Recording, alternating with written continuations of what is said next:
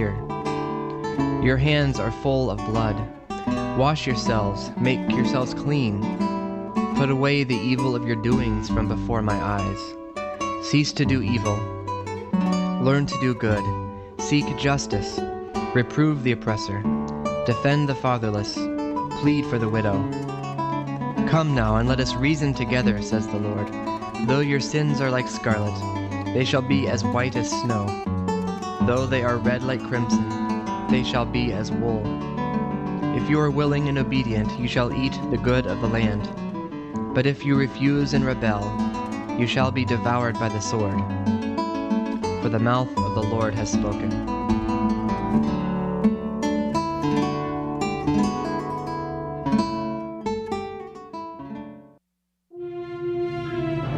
The ancient faith for the modern world. This is Ancient Faith Radio.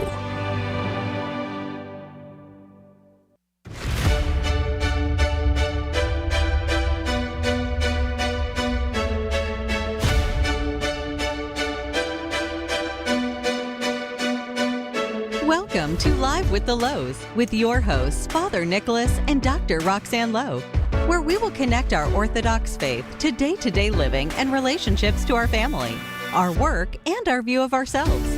Father Nicholas is the priest at St. John the Divine Greek Orthodox Church in Jacksonville, and Dr. Roxanne is a licensed clinical psychologist who uses her extensive training in private practice. Questions are welcome by calling 855-237-2346. That's 855-237-2346. Here now is Father Nicholas and Dr. Roxanne. Well, good evening, everyone, and welcome to Live with the Louhs. My name is Father Nicholas Louh, and I'm so excited that you're joining us on this Tuesday evening. This ministry, Live with the Louhs, is a ministry of St. John the Divine Greek Orthodox Church right here in the city of Jacksonville, Florida. And I, along with my wife, Dr. Roxanne Louh, who's a clinical psychologist, are the host of our show. Our show brings practicality in your own walk of faith. That's our aim, is that we are hoping to bring and bridge psychology and faith to kind of give you some practical and applicable steps that you can use in your own walk of faith. We call it just practical Christianity. So we're so grateful that you're joining us on this Tuesday evening. You know, before we dive into tonight's important topic, we want to encourage you to, as always, stay connected to us by joining our social media platforms. We are on Facebook, Twitter, Instagram, and YouTube, all under the headings of The Louhs. Our last name is spelled Louhs, so you can find us all under those social media platforms under The Louhs. In fact, we're currently broadcasting our show live on our Facebook page. And so if you were there, please feel free to share comments and just and thoughts about our show. And if you're listening to our show tonight and you would like to receive our daily inspirational messages of encouragement, we started doing this about a year and a half ago, and thousands of people have subscribed to this. And there's no strings attached. It's simply just a way that Roxanne and I'd love to give you a word of encouragement throughout your day. You can simply subscribe to these by going to thelouhs.com. That's LOUHS.com. Click on the subscribe button. It's in the far right corner. And all you have to do is simply put in your email address, and you will receive at 7 o'clock every morning Eastern Time a little word of encouragement for all of you. As you already know, we have published a book with Ancient Faith called Renewing You, a Priest, a Psychologist, and a Plan. And we encourage you, if you're looking for some renewal in your life, Roxanne and I basically took 8 of the biggest topics that we see as a priest and psychologist and addressed them from our ministries, both as a priest and a psychologist, again, to kind of give you some practicality in your life. And it's also available on audible.com. We recorded it in our own voices, so definitely take a look at that. We want to hear from you tonight. We will encourage you to call us at 1-855-237-2346. That's 1-855-237-2346. You can also email us a question at ask@ancientfaith.com. That's ask@ancientfaith.com. You know, friends, tonight we're going to be talking about a topic that's probably one of the most difficult topics we've ever covered here on Live with the Louhs. In fact, it is. If I was to ask many of you, what is your greatest fear, you might say the loss of a child. Listen to these statistics. 1 in 170 pregnancies are stillbirth. 10 to 15% of all pregnancies actually end in miscarriage. That's not even to mention the actual loss of an infant. And some of you who are listening tonight may have experienced this heart-wrenching devastation in your own life, but for sure most of us know people who have lost a child. Here to talk about this topic is a new friend of ours. Her name is Matushka Jenny Schroedel, who's the author of a book which we love called Naming the Child, Hope-Filled Reflections on Stillbirth, Miscarriage, and Infant Death. She works as a hospice chaplain for Uptage Hospice, which I hope I'm pronouncing correctly, specializing in bereavement. And before coming to Minnesota to care for her family, she and her husband served at St. Giovanni Mission in Kona, Hawaii. And in Hawaii, Jenny worked as a director of bereavement services for hospice there. And her husband, Father John, have 2 daughters and currently reside in Minneapolis. Matushka Jenny, welcome to Live with the Louhs. Thank you for having me tonight. It's an honor to have you with us. And let's just get right down to your book. Tell me, really, what inspired you to write Naming the Child? When I was a child, I learned that I had an older brother that I never met. His name was Garrison. Garrison was the firstborn, so I had 2 older brothers, but one was my brother TJ that was living. And Garrison lived for only 2 weeks. And although I never saw a photo of him, I knew very little about these 2 weeks that my parents had. The loss of him permeated the atmosphere in our home. It was just something that I felt and was always curious, what would it be like to meet my brother? What was that like for my parents? We used to go on Memorial Day to the cemetery and put flowers on his grave. And so it was part of my background. And then as I entered into my 20s and I had friends who had miscarriages or stillborn babies or babies like Garrison who died a week or a couple of weeks after being born, I was really drawn to them. Perhaps because it was familiar. So it was familiar to me, and lots of people scatter, and I was drawn to them. And the more time I spent with friends hearing their stories, I started noticing themes and common aspects to these stories. And I thought, what if these people could hear each other? So that's kind of how it started. My idea was weave these stories together so people understand that they're not alone. And isn't that so typical that we all experience when there's a loss, is that we do feel just alone? And I'm thinking, as we're approaching Holy Week, I'm thinking about this Saturday, between Friday, the pain of Friday and the joy of Sunday, that sometimes in our own lives we can feel that loneliness on Saturday, where what's happening, what's going on, is there anything, is God working in my life? Are things going to ever get better? And so I think that's something that I think so many of us can relate to, at least on that level. But what was the most surprising aspect of the process of writing this book? The first thing, and I would say this to anybody, I know that you're also a writer, and anybody out there who's a writer and wants to write a book, is I could not believe how challenging it was. So I had the idea, and then I had the title, and I'll talk a little bit later about how the title came, but I could not write the book. I actually carried the idea around for 10 years. And and I've got another book I want to write right now, and I've just been carrying that one for a good 8 years with me. So I couldn't believe how hard it was to put it to the page. And I think my challenge with this book was the same thing that many people struggle with, which is that this is an awkward topic to talk about. Right. It's sensitive. We're afraid of saying the wrong thing. I was afraid of asking people to trust me with their stories. What if the stories weren't healing for them, if they were written down? So there was so much for me to overcome. What was interesting, and I find this in life so often, was that so long as I could just get enough courage to set out, do one interview, that person would say, "Oh, you need to talk to my friend." So it was very organic. So long as I could take a few steps, then I would be led to the next person or the next contact. So that's also one of these mysteries of life. Sometimes it's so hard to take that first step, but then we receive help along the way. I love that. I think I know in our book that that challenge of just simply having an idea or a vision and then trying to put it down on paper. And we too, like in your case with your book, it took us, I mean, we put a lot of writing, but we just couldn't, we kept going back and forth, especially when you have two authors. It also, like, just in different fields, and trying to put that into one cohesive thought definitely took us some time, but it's amazing. We're speaking with Matushka, which means a priest wife, Matushka Jenny Schroedel, on her new book, Naming the Child: Hope-Filled Reflections on Stillbirth, Miscarriage, and Infant Death. We know this is a very heavy topic, and for this reason, Live with the Louhs, we're so adamant about trying to talk about things that sometimes we don't want to address or we don't want to talk about. And so we brought Presbytera Jenny on our show to talk about this.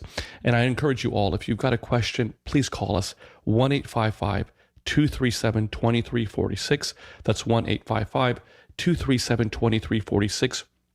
You can also email us a question during the show at ask@ancientfaith.com. That's ask@ancientfaith.com.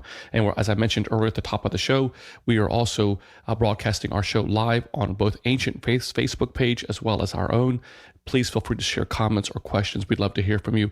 And you don't have to share your name if you don't want to. If you simply want to be anonymous, we'll totally respect that.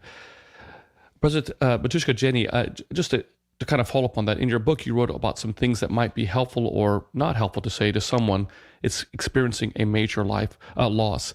Can we go over some of those? Because I think that's so important. And you mentioned a little bit just about things that sometimes we don't say that we should be saying, and things that sometimes we do say that we probably shouldn't be saying. So let's talk a little bit about that. Yeah.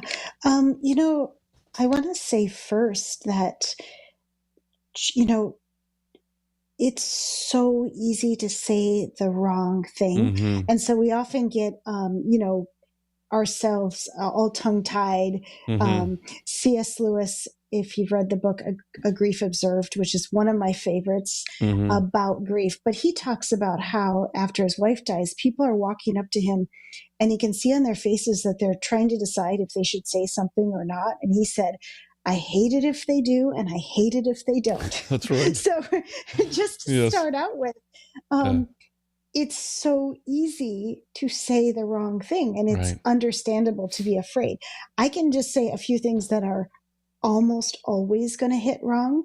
Mm-hmm. The first thing is any statement that starts with "at least." So an example would be, I love that. That's great. you know what I'm Yes. talking about here. Yes, An I example do. would be, at least you still have 2 healthy children, or at least Right. you can have another baby. And I facilitate grief groups for a job right now. I'm a hospice chaplain and full-time grief groups.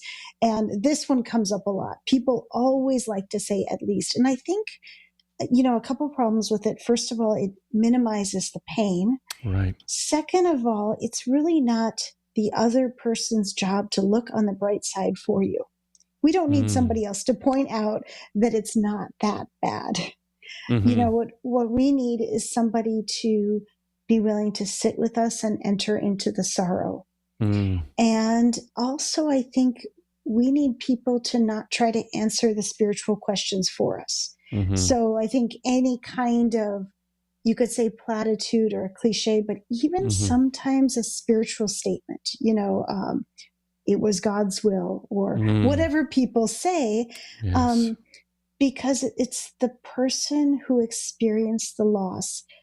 They are the ones who can, they are the ones who walk with the questions and ultimately may find some meaning, but nobody else can do that for them. And it's unique. This process is unique to each person, as unique as that child that has died, and the relationship they had. So nobody else can answer it. And then this one always makes me kind of laugh, because when I was in seminary, I was at St. Vladimir's, and Dr. Rossi in our pastoral theology class, he used to say, the one thing I want you to never say to anyone in your life of ministry is, I know exactly how you feel. And if you only remember one thing from this class, it's just don't say, I know exactly how you feel, because nobody does. Right. That's of us. So true. That's so true.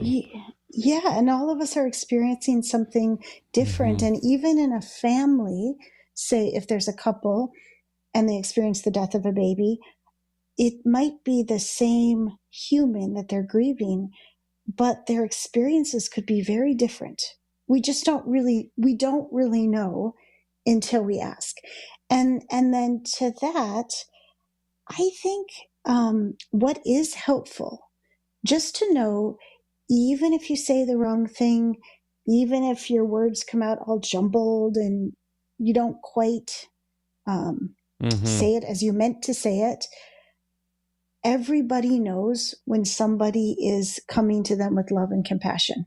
All of us can feel this in our pain, So also, what is helpful is to know it doesn't have to be perfect, but if you show a genuine interest in hearing what the other person is experiencing, then they will relax. Especially parents after the death of a child, and particularly after the death of a baby or a miscarriage, where that's something that's kind of hidden from the world. So these parents, the expectation is usually that people don't want to talk about it.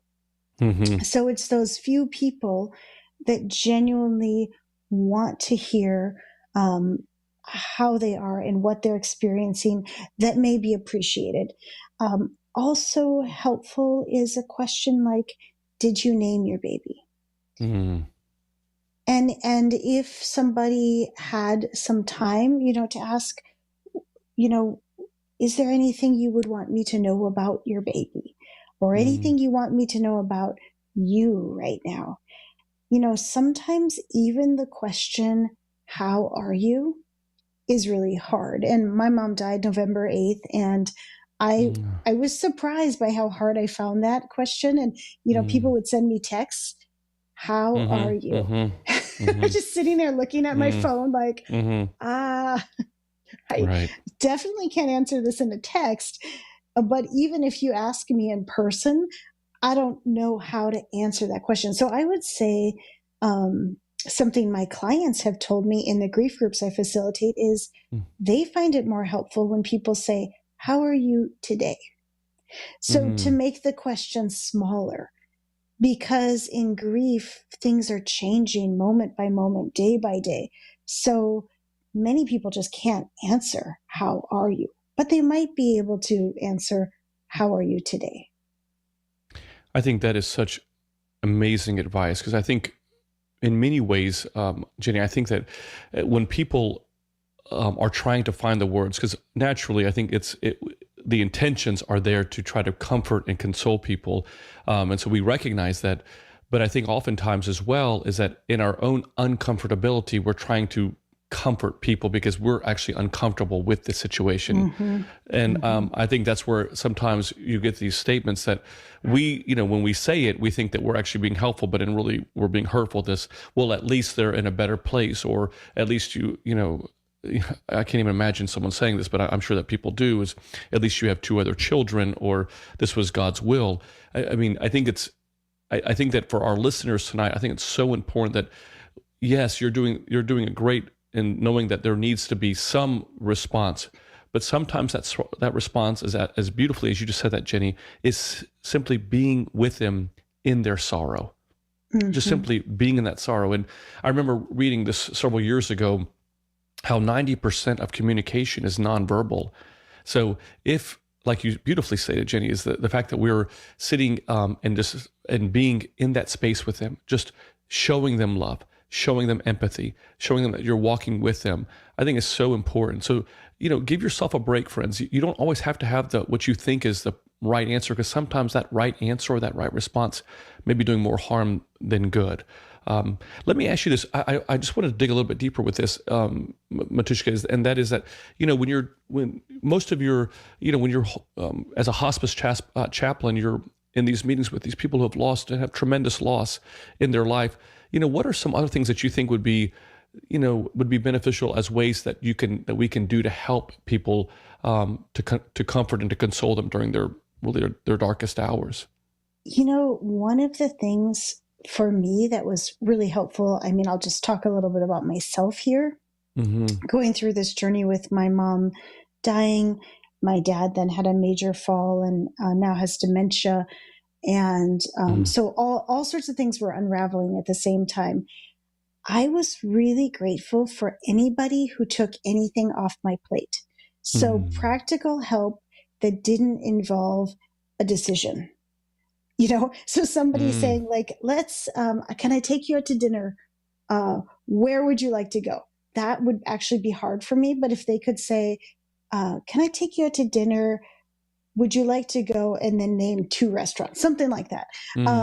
Or I'm going to bring you dinner and give the person 2 options, just kind of trying to remember. And all of us experience loss. And so all of us know kind of how confused and disoriented you are. So taking maybe a little bit of decision away from somebody, and then also just stepping up and doing things, so some people in my family, one of my cousins, I was going to host a reception after my mom's burial. And she said, I knew where I wanted it to be.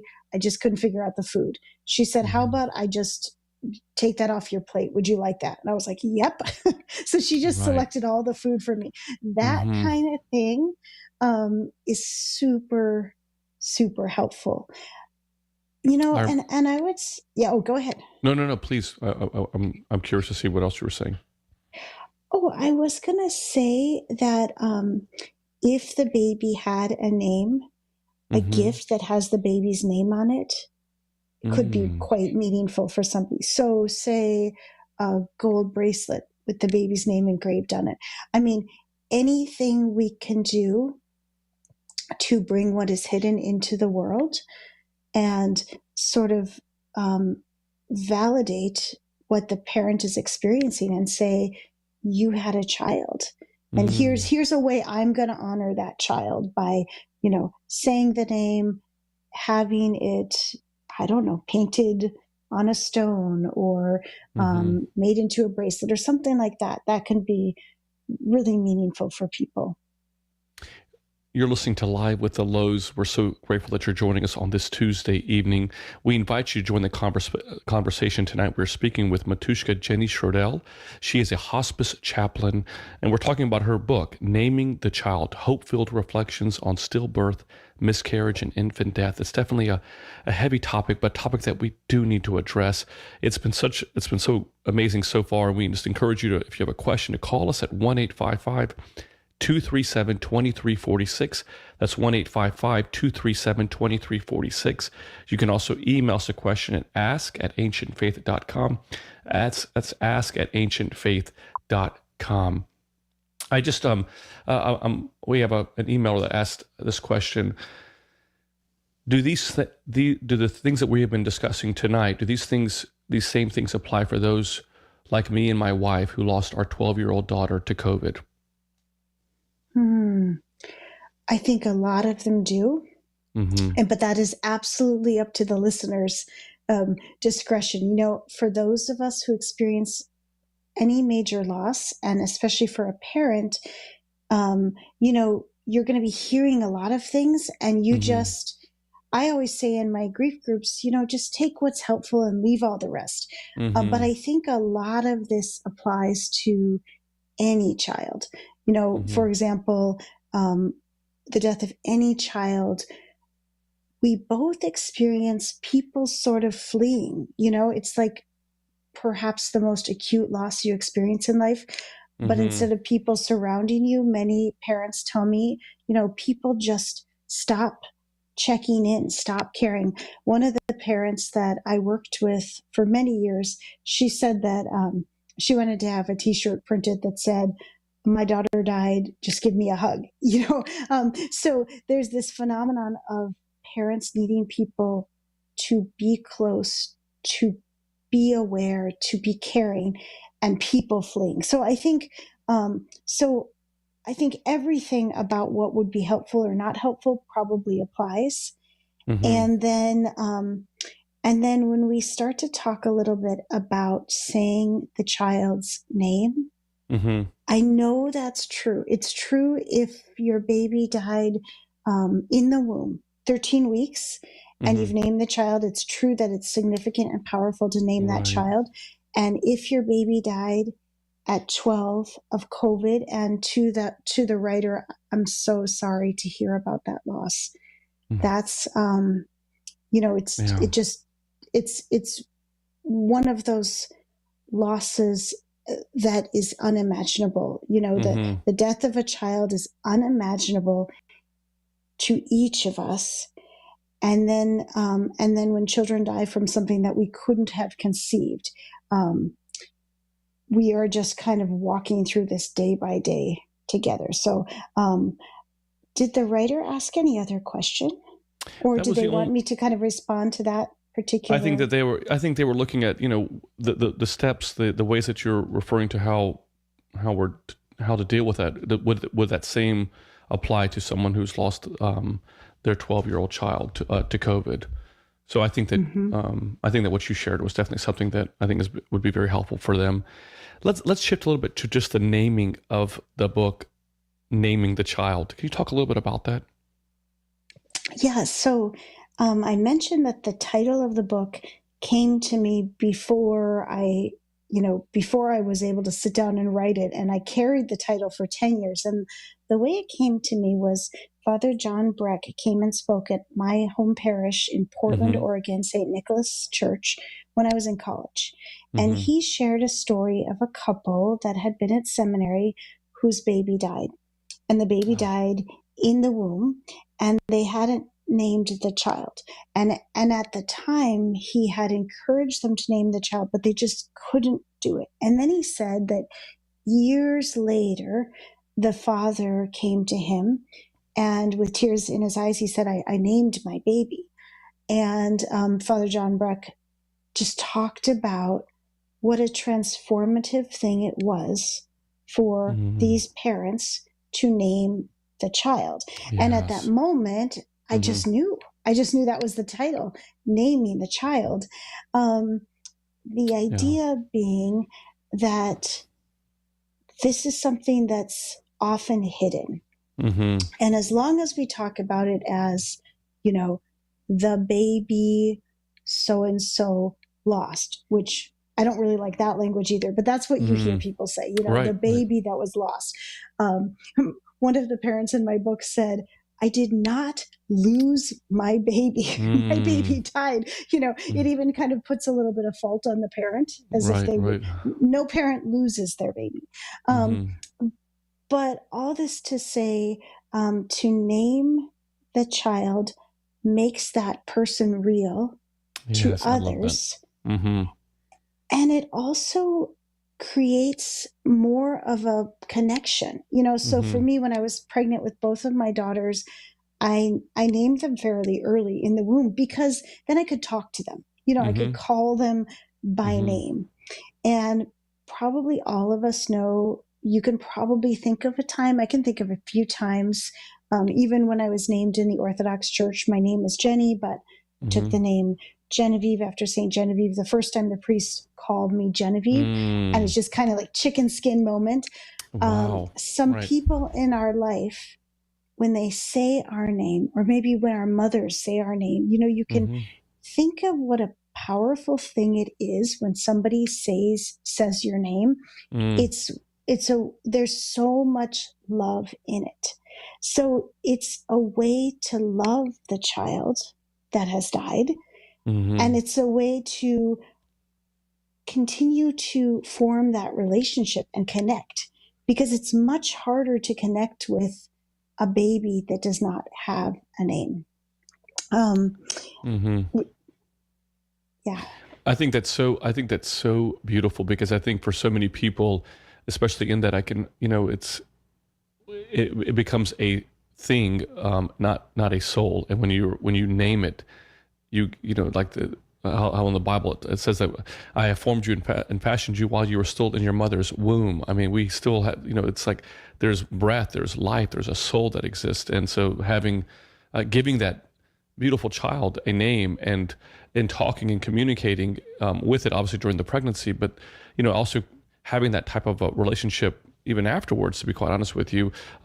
As part of our Orthodox Church, we look at this, that we've all been made alive in Christ Jesus. And so kind of continuing that too, I think would also be, helpful as well in the in the bereavement. What are your thoughts on that? Yeah, I mean, just saying the name is part of the grief process. So, about an older child, there was a father that I worked with for many years, and his daughter had died in her 20s. But he said that it took him 11 years to say her name after she died. She died suddenly and tragically, and he could not say her name. When he started saying her name, he couldn't stop. And he said one year at Thanksgiving, he just realized he wanted to hear his daughter's name again. So he asked everybody around the table, would you say her name? And he ended up actually getting a tattoo with her name on his arm. So the name is powerful. It There's connects us. There's a power in the name. And we know this to be a spiritual reality. And we also know this to be a very personal, relational reality, that there's power in the name. A couple of things from the book. One parent that I interviewed for the book, she's a Matushka, she said something that, of course, this is just a belief. There's no way to know if this is true, but all of us carry beliefs. And I thought this was a beautiful belief. She said that she believes that God names our child and we as parents discern the name, which is beautiful. It's beautiful, and it's certainly possible. And we could see some scripture to support it, right? Right. I've known you I call you by name. I've known you from your mother's womb. I call you by name. And I also think it takes off a little pressure for a parent who's kind of struggling to think about, what do I call my baby? A question that came up quite a bit when the book came out was, in the case of an early miscarriage, if a parent didn't know if it was a boy or a girl, how do I name that child? And so the pressure kind of comes off if you consider that it might be that the Lord's already given a name to the child and you're just going to kind of pray and wait for the name to come.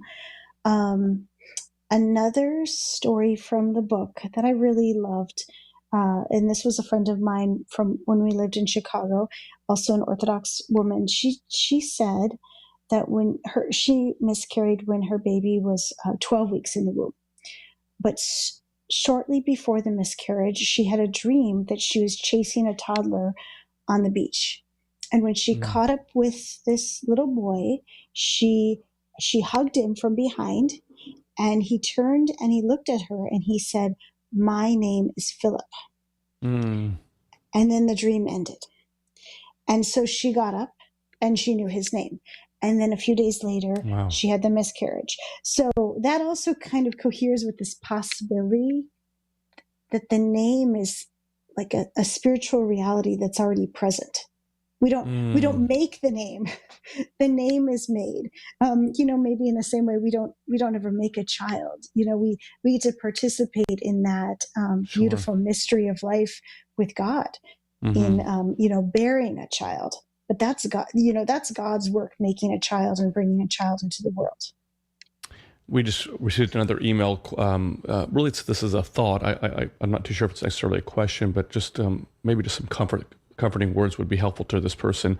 They write, I gave birth to a little boy at the beginning of my 6-month pregnancy, but we were told that he was baptized. I imagine that he was probably a stillborn. I'm not sure because it's not clear.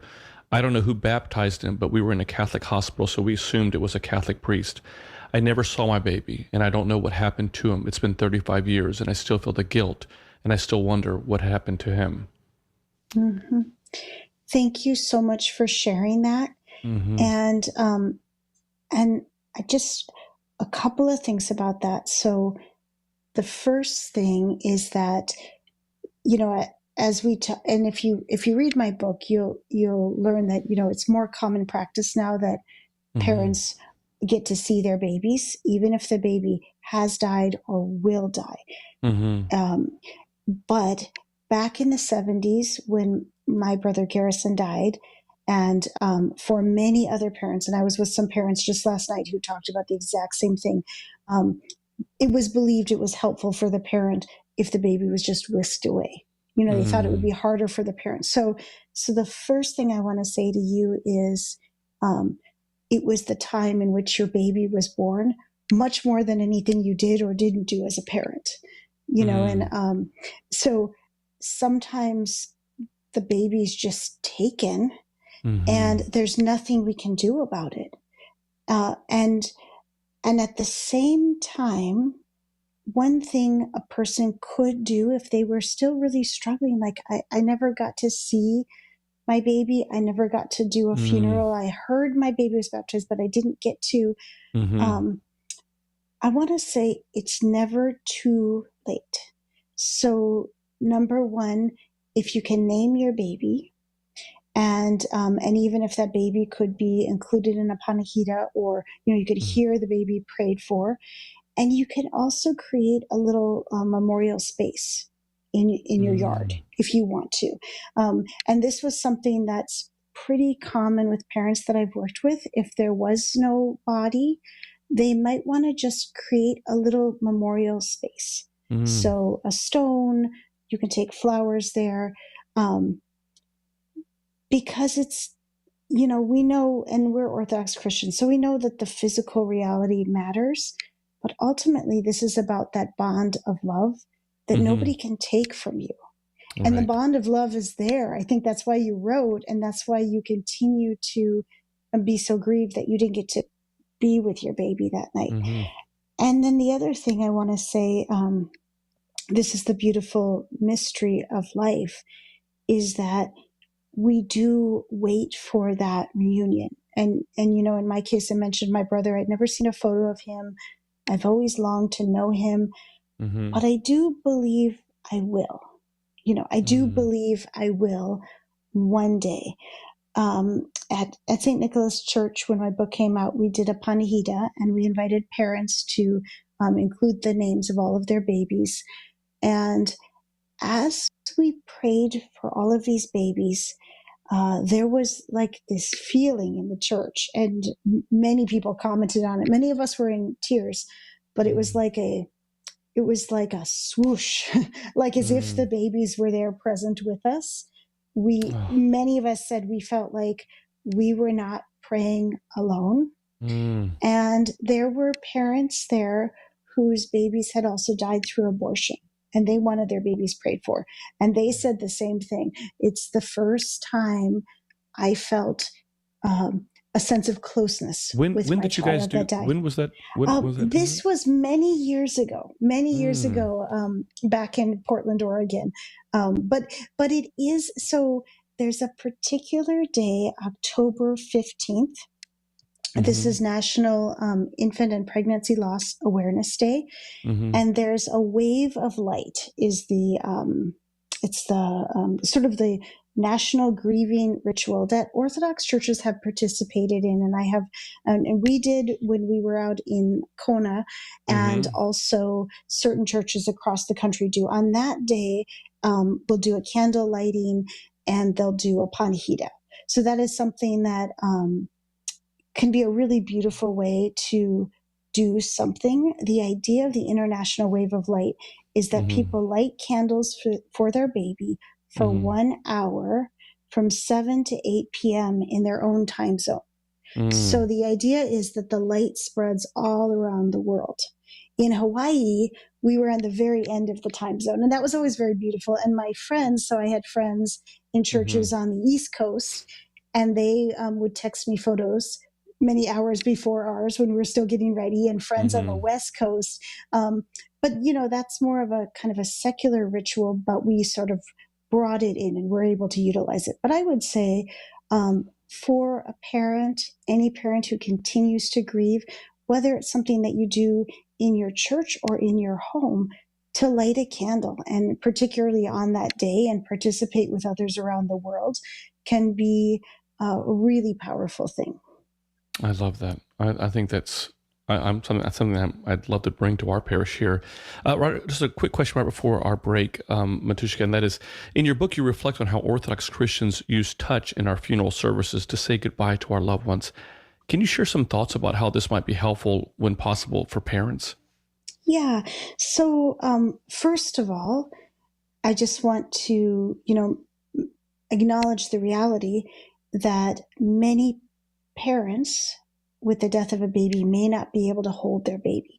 So sometimes in a case of early miscarriage, we may never get to hold the baby. And then sometimes, like happened for the writer that wrote in, also for my parents, also for the couple that I was with last night, I think there are probably thousands of parents who were just in a situation where the baby was taken away before they could hold the baby. So it's not always possible.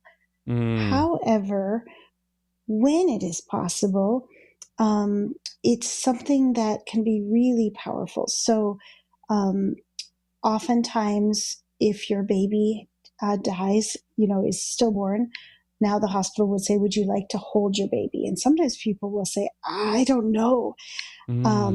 This is absolutely the parent's choice. But in writing the book and interviewing mothers and talking to them, I never spoke with a parent, a mother or a father, who regretted holding their baby.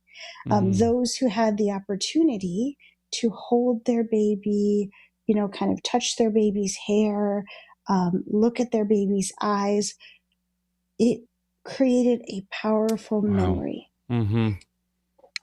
So even in a case, go ahead. No, I think I think people don't oftentimes realize that, because I think that would be the natural responses, because what we look at as life may vary from, and so that when they see their child, obviously lifeless, I guess the myriad of emotions that would go through one's mind was, obviously the tremendous sadness that they were experiencing, but also, not really knowing how to respond in that situation because it's so different, on so many different levels. But I love what you were sharing with that. I didn't want to interrupt you.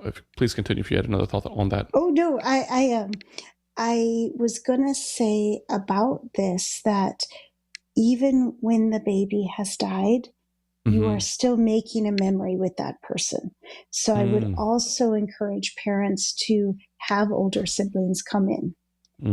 Sometimes we think, we want to protect our children, but I can speak. I'm a child who had a brother that died. It was before I was born.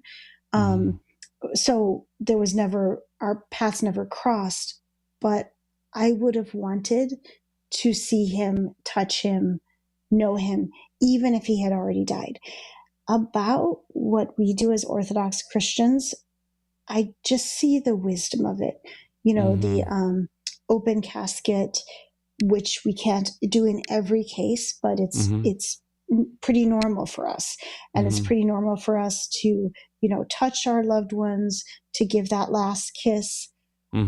What we do is we give our bodies an opportunity to feel what has happened. And we give ourselves a way to send that love to that person that's physical. Because one of the things about grief is we're experiencing it in our bodies, but our bodies don't know what to do. So this is one way to let our body do what our body might naturally want to do. And it's also a way that it becomes clear what has happened. Sometimes at a funeral, if, there's no body present or somebody has been cremated, it's just harder to grasp what has happened. I think there's something about the Orthodox funeral that makes it really real and really clear. And everybody that's there has a shared understanding of what has happened. And it's really, once you understand that the death is real and cannot be changed, that healing is possible. So true. Acknowledging, yes. We're going to take a quick break, friends. You're listening again to Live with the Louhs. We're speaking with Matushka Jenny Schroedel about her new book, Naming the Child, Hope-Filled Reflections on Stillbirth, Miscarriage, and Infant Death. On the other side of the break, friends, we're going to talk to her about her ministry, really, as a hospital chaplain, or hospice chaplain. So stay right with us here on Live with the Louhs. Live with the Louhs with Father Nick and Dr. Roxanne will be back in a moment. Give them a call at 855-237-2346. That's 855-AF-RADIO. They would love to hear from you.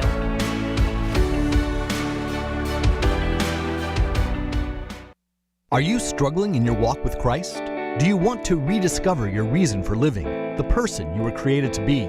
Renewing You, a priest, a psychologist, and a plan gives you the keys to unlock areas of your life that hold you back from fully experiencing the renewal and transformation God has in mind for you. Co-authored by a priest and a psychologist, Father Nicholas and Dr. Roxanne Louh, Renewing You combines principles of spiritual growth with psychological tools to help you become your best self, fully connected with God's purpose for you. To purchase this book, please go to store.ancientfaith.com. That's store.ancientfaith.com. We're back with Live with the Louhs and Father Nick and Dr. Roxanne.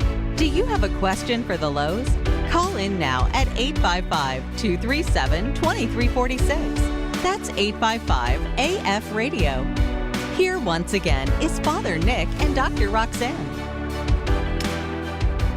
Well, welcome back, friends, to Live with the Louhs. We're grateful that you're joining us tonight. We're speaking with Matushka Jenny Schroedel about her book, Naming the Child, Hope-Filled Reflections on Stillbirth, Miscarriage, and Infant Death. And this is definitely a topic that many of us do not want to talk about, or maybe it's a hard topic, it's a heavy topic. But God knows that we all know someone that has experienced either a miscarriage or a stillbirth or an infant death. And maybe as you're listening, you have been one that has experienced that. And we just want to be a show that meets people where they're at. And so we encourage you to join us in the conversation tonight. You can call us at 1-855-237-2346. That's 1-855-237-2346. You can email us a question at ask@ancientfaith.com. That's ask@ancientfaith.com. And we're also broadcasting our show both on Ancient Faith's Facebook page as well as our own, the Louhs Facebook page. So if you're online, please feel free to share with us any comments or questions. We'll get to them in the show. So, Matushka Jenny, a question we have is, you currently work in hospice, which in and of itself, I think when people listen to that you're a hospice chaplain, people are probably saying, wow, that's got to be one of the hardest jobs, hardest ministries. Can we just talk a little bit about that? And then I kind of would like to build on that to talk about how that has shaped your own, your thoughts and your experiences in your ministry, and how you've used that to help continue that in your book and as well as in your contacts. Yeah. The first thing I want to say about working in hospice, it's so interesting because people will say that sounds like a really hard job. Mm-hmm. And I have to say, I don't really know what they mean. I don't really know what they mean because I love the work. I really love the work. So the work is sometimes deeply sad.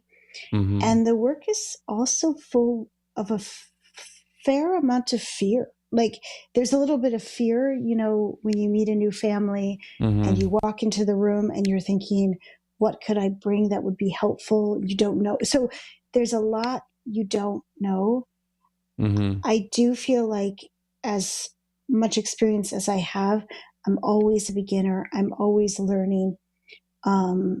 There's sadness, there's some fear, but the reason I don't consider it hard work is because you get to connect with people at a time when they may feel very alone, and you get to enter this very sacred space with them. Oftentimes when somebody is dying, the space that they're in becomes, I would say it almost feels like a holy space. Like time is moving more slowly. The person is kind of at the very edge of the next life. And so you get to sort of also engage with the life beyond this world. So the work is very expansive too. It kind of gets you out of the rut and the monotony of life here, because you're reminded working in hospice, life is so much bigger than what we see and what we struggle with. And one of the things, I wrote the book before I started working in hospice. And one of the things that came out through the stories was there were a lot of mysterious and beautiful things that happened to the parents that I interviewed in the midst of the heartache, in the midst of the pain. And I experienced that as a hospice chaplain as well. So, right now I'm currently doing groups, but when I was bedside with people, beautiful, mysterious things would happen, such as, particularly when I was working in Hawaii, somebody would be dying and birds would come and be in the trees outside the windows, and they'd be singing, looking in. It felt to me um, like nature was participating in that, in that threshold experience with us. There were so many beautiful and reassuring things working in hospice. And one of the things I would say about it, I think because my brother died before I was born, and so I thought about death a lot as a child, and I feared death a lot as a child, working in hospice has been the cure. So I certainly still fear the death of my loved ones. I think all of us do. That's how it is to love people. You fear that. I don't fear my own death. I don't fear it because I've been able to kind of see how things seem to work mysteriously together for people as they approach end of life in ways we couldn't imagine. Right. Isn't that beautiful? I remember, in my recently watching the movie Man of God at the very end. Many of our, I'm sure, listeners remember from the movie Man of God where, St. Nectarius is just taking his final breath. And he, I think, if I recall correctly, he kind of utters out as he's breathing his final breath, I'm here, Lord. I'm here, Lord. He kind of like musters up the strength and it's almost this exciting, this light that's emanating through him that, I'm here, Lord. And I think that's just so beautiful that I think in general, and this, Jenny, so well, is that I think so often we tend to put all of our, we invest so much on earth, and yes, we live on earth, but as St. Paul says in the book of Philippians, we're not citizens here. We're citizens of the kingdom of heaven. And I think that sometimes unless we go through a tragedy in what you would experience obviously in hospice, or the death of a loved one, or something that's just really just is a 9/11 moment in your own personal life, sometimes we just can kind of just journey through life, never realizing that how precious this life is, but also forgetting about the importance of the fact that we worship a God that says there's never the end, that there's always something greater, and that we shouldn't put so much of our investment into what this earth is. The old adage is, you only live once. Well, in the Christian tradition, you actually live twice in the life that you're going to. You're going to live longer there than the life that you're living in right now. So I think that's so. I think that experience that you have in your words, by the way, I think I'm sure are so comforting to people who are listening to our show tonight. And so we only have a few minutes left of our show, friends, but we do encourage you, if you want to call in, you can call in at 1-855-237-2346, 1-855-237-2346. You can also email us a question at ask@ancientfaith.com. If you had one message for grieving parents, Matushka, Jenny, what would that be? I said it before, but I want to say it again, and I don't think we could say it too many times. You are not alone. And this was something that some of the couples shared with me. They said when their babies died, they realized there was this invisible community of people that had also experienced this kind of loss. So the nature of loss is it makes us feel like we're the only one. But the reality of loss is that it's just the nature of life on this earth. All of us experience it, and many experience the death of a child. Many also experience the death of a baby. So there can be a lot of comfort in a grief group. There can be a lot of comfort in sharing your story and finding others who have been there as well. And there can be a lot of comfort also in just bringing your loss before the Lord and not bearing it by yourself. And another thing that I think is really important is just to know that there are things you can do no matter what happened. So if it was an early miscarriage, I mentioned this before, and you didn't get a chance to see your baby or touch your baby, whatever happened then, there is still something you can do. And oftentimes it's just about kind of opening our hearts and looking for what we might want to do to honor our child. Many of the parents that I've worked with have done things like random acts of kindness in their baby's name, paying for somebody's meal and then leaving a little card or a scholarship. Whatever it is, whatever feels natural to you is what you can do. But death doesn't end the relationship. And I do love to go and visit my brother Garrison's grave. It's just a couple of miles from here, so I can walk there. And sometimes I stand there at his grave and I thank him, even though I didn't get to know him, because he helped me to find my life's path. He helped me to the work that I do. Yes. I wouldn't have done it had he not been part of my family. And I think that's beautiful. Please continue.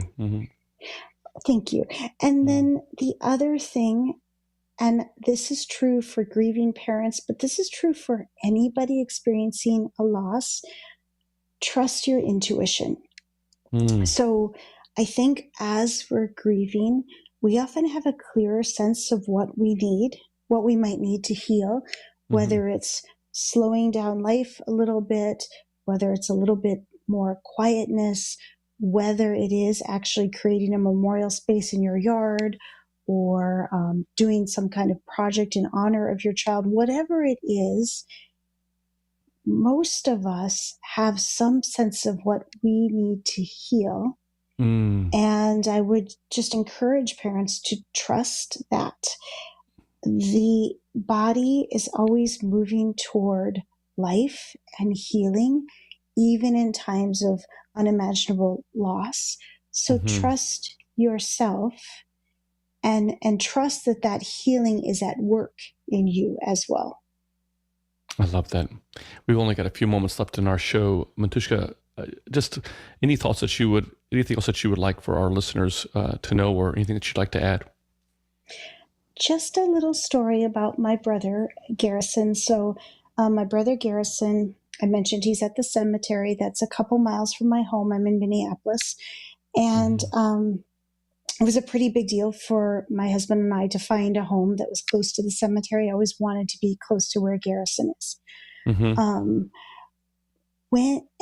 Garrison is in his own row about 8 feet from my grandmother. My grandmother, when my brother died, she went down to Washington, D.C., where my parents were, and she actually picked him up. My parents hadn't thought of a burial. They had no plans. She picked him up and she brought him back, carried him with her on the plane, and buried him there at the cemetery. So I'm grateful for her. But all my life, I was really troubled because Garrison was by himself in a row. And I thought, he died alone. And now here he is at the cemetery, so far away from my grandmother and grandfather. And there were a couple of empty plots near him. When my mom went on to hospice, I encouraged her to explore being buried at Lakewood as well. And I said, do you think we have any family plots? And she said, well, why don't you check under your grandfather's name? So I called the cemetery. I checked under my grandfather's name. And the person there said, your grandfather purchased 5 plots and 3 of them are filled. And there's 2 empty plots. And I said, are they near? They said, and he said, next to Garrison? They're right next to Garrison. And I explained that was my brother. So my mother was able to be buried next to my brother. And my dad now has that other plot with a headstone. He's still living, but it's ready. So my parents, who were separated from their son in this life, already got to join with him in the cemetery. And I do believe my mom is with my brother now. And that one day I will be with him as well. What a beautiful, beautiful story. Oh, I love that. Thank you. Friends, I encourage you. This book is just an amazing book. It's called Naming the Child, Hope-Filled Reflections on Stillbirth, Miscarriage, and Infant Death. Matushka, Jenny, Schroedel, thank you so much for being with us. It has been an absolute honor to have you on the show. It's a very difficult, I think, topic for a lot of people to just listen to, especially if they haven't necessarily experienced this personally, but also just knowing that it's some of the darkest moments that people will experience in life. And the way that you gave us all words of encouragement and hope, I think for our listeners will be tremendously beneficial. So again, thank you so much for being with us tonight on Live with the Louhs. Thank you so much for having me. Absolutely. We also want to thank Matushka Trudy, as always, for producing our show and all of the great people here at Ancient Faith. And thanks to all of you for joining us tonight. If you've enjoyed this show, friends, we encourage you to join our social media platforms, all under the headings of The Louhs. And if you're looking for a daily word of encouragement, our daily inspirational messages can be found by going to our website at thelouhs.com and click on the subscribe button. Simply put in your email address, and every single morning you'll receive a daily word of encouragement. We won't have a show next Tuesday because in honor of and celebration of Holy Week. We'll be back on Tuesday, April 26th with our dear friend, Frederica Matthews Green. You don't want to miss that show. So see you all in 2 weeks. And as always, friends, stay strong and God bless you in your walk of faith. Father Nick and Dr. Roxanne are the authors of the book Renewing You, a priest, a psychologist, and a plan, which can be purchased